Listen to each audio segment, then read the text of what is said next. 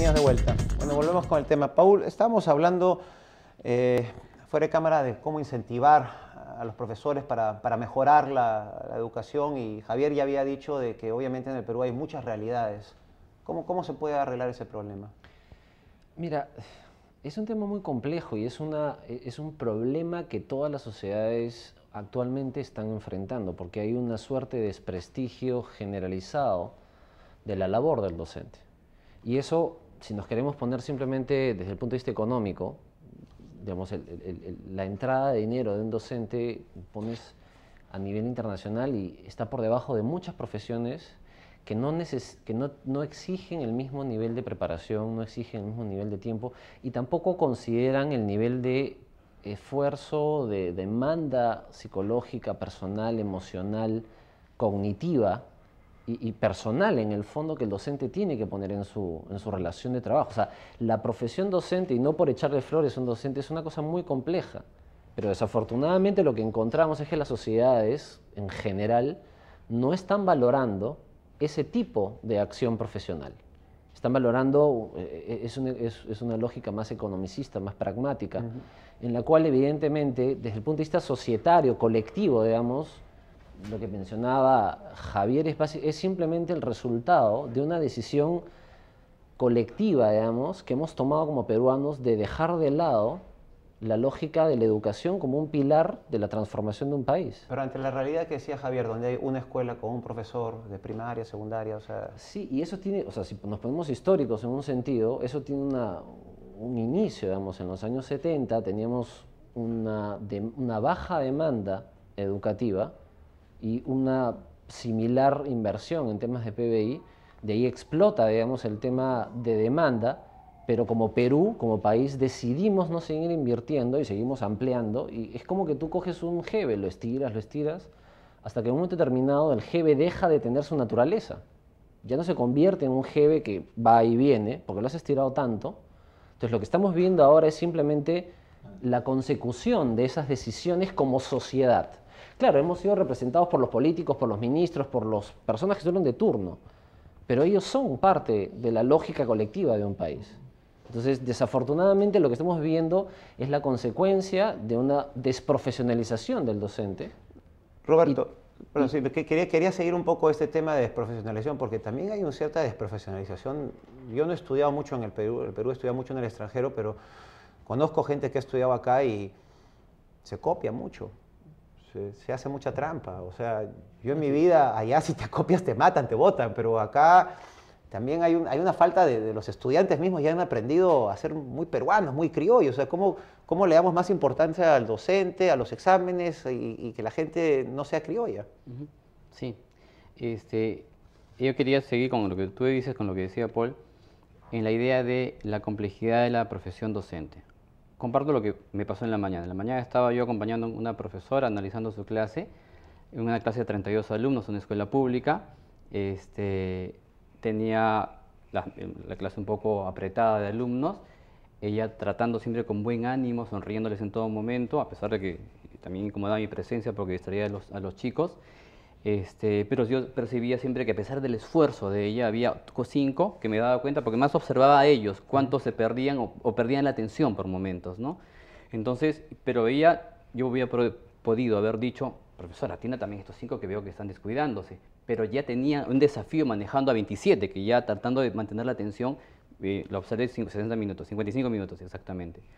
Entonces, lo que uno va viendo ahí es, ¿en qué te apoyo? O sea, uno lo que nace decirte más bien es, más que decir, oye, faltó hacer esto, faltó hacer lo otro, es, ¿en qué te apoyo? Porque de que veía el esfuerzo, veía la capacidad de querer dar lo mejor de sí, pero dentro de lo que estaba dando, igualmente siempre salían perdiendo, o sea, algunos. 1 por 27 es demasiado. Entonces, no, lo que yo vengo a decir, yo soy un activista del cambio educativo, estoy convencido de que se puede hacer justicia para todos, esa es mi convicción, se puede hacer que todos aprendan, 100%.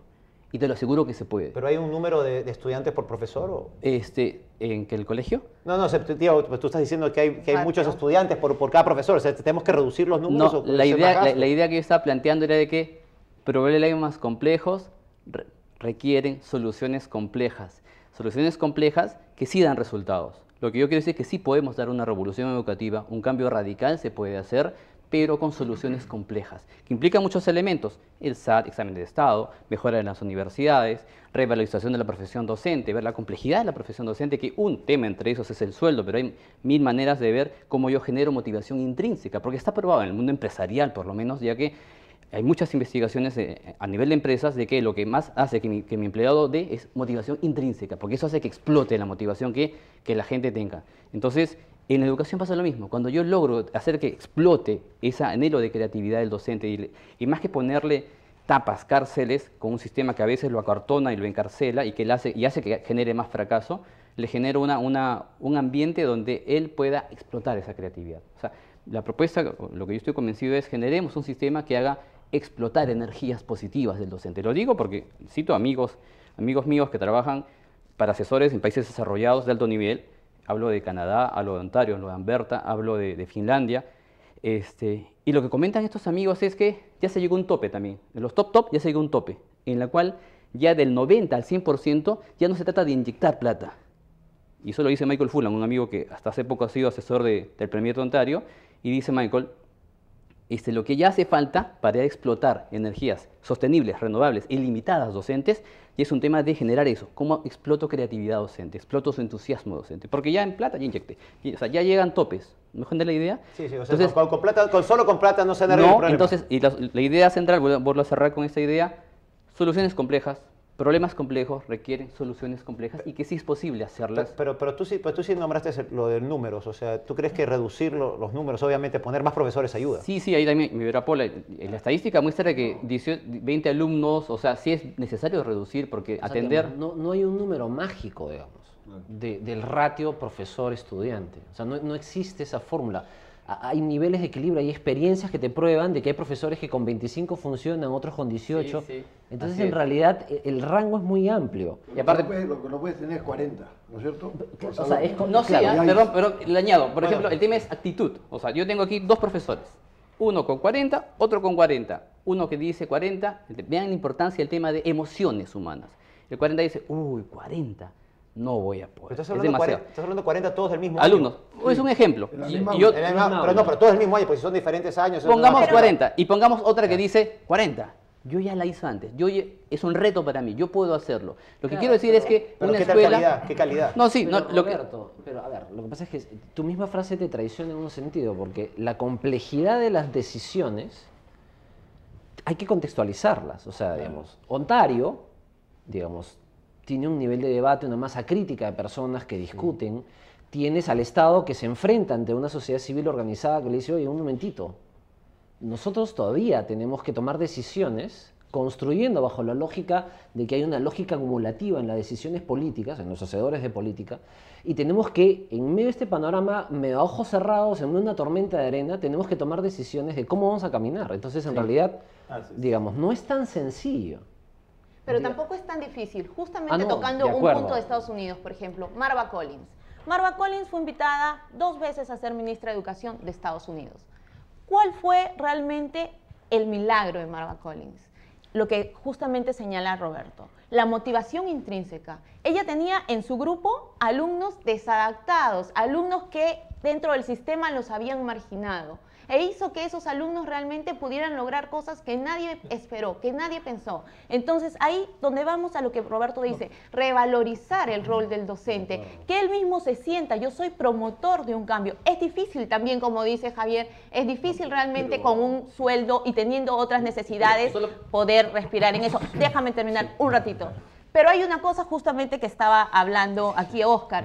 El proyecto de ley que estás hablando, Javier, de hacer el Congreso de voluntariado. ¿Por qué no pensar como el programa Enseña Perú, que pueden haber jóvenes universitarios que están dispuestos a compartir su tiempo en escuelas rurales, en escuelas de la selva, acompañar y fortalecer realmente la preparación de estos profesores? Era un poco como, vamos a ir viendo caminos. Hoy día hay voluntad, hay una voluntad política, vamos viendo qué podemos hacer, ¿no?, dentro de la realidad que tenemos. Yo solo un dato, ¿no? Solo quería dejar claro de que yo mi idea del tema de la importancia de la actitud. En verdad sí estoy de acuerdo con que tienen que ser clases más reducidas. Solo ponía un ejemplo de que es un tema de actitudes, para que no se me lo entiendan y el televidente no de que estoy proponiendo que sean aulas de 150, no.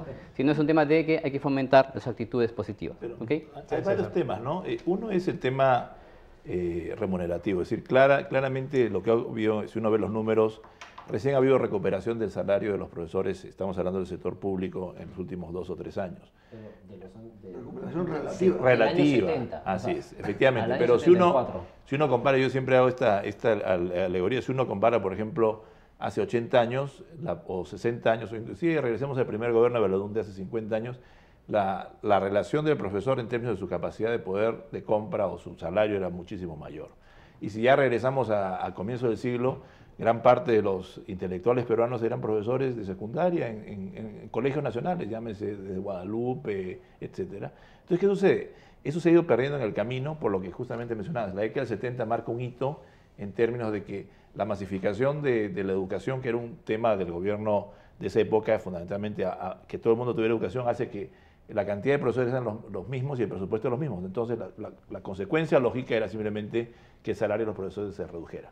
Solo para saltar en lo que tú estás diciendo, y es un fenómeno interesante, que es que, ok, uno puede echarle la culpa a las decisiones económicas, porque básicamente hay un tema de PBI, de cantidad, hemos ampliado la cobertura, porque a nivel de cobertura estamos impresionantemente a nivel mundial. Pero hay una recaudación horrible, ¿no? O sea, este país recauda 15% del Producto Bruto Interno a nivel de Estado central, mientras Bolivia recauda 20%, mientras Argentina recauda 30% y mientras Brasil recauda 35%. Y hay un tema... Claro, pero esas decisiones en el fondo tienen un efecto que se ha convertido en una lógica más bien de cuerpo de los docentes, es decir, que no tienen las capacidades que nosotros le pedimos desde el punto de vista de los documentos, del DCN, del discurso, que ellos tienen que generar en los estudiantes. O sea, le pedimos al que no tiene capacidades que genere capacidades en los estudiantes. Entonces, claro, yo pensaba el asunto, decía, ¿dónde está en realidad la madre del cordero? Que la madre del cordero está en varios lados. Uno, yo creo que es el tema primero, si tú lo ves a nivel de incentivos materiales, por decirlo, son deficientes, y la elección de profesores generalmente es la última a nivel también de profesiones. Eso también tienes un problema. Sí. El otro problema, entonces yo creo que tienes un tema de salario. Otro, efectivamente, lo que tú mencionabas es un tema de incentivos. Y ya a nivel más macro hay un tema también de recaudación. Un tema que nunca hay que olvidar es que la educación, por más tecnología que tengas, es poco escalable. Es decir, si nosotros como país avanzamos y estamos planteando que vamos a gastar más en educación, necesariamente significa una mayor recaudación fiscal. Eso es una suma que no se puede evadir. César, vamos a un corte y seguimos con esa idea.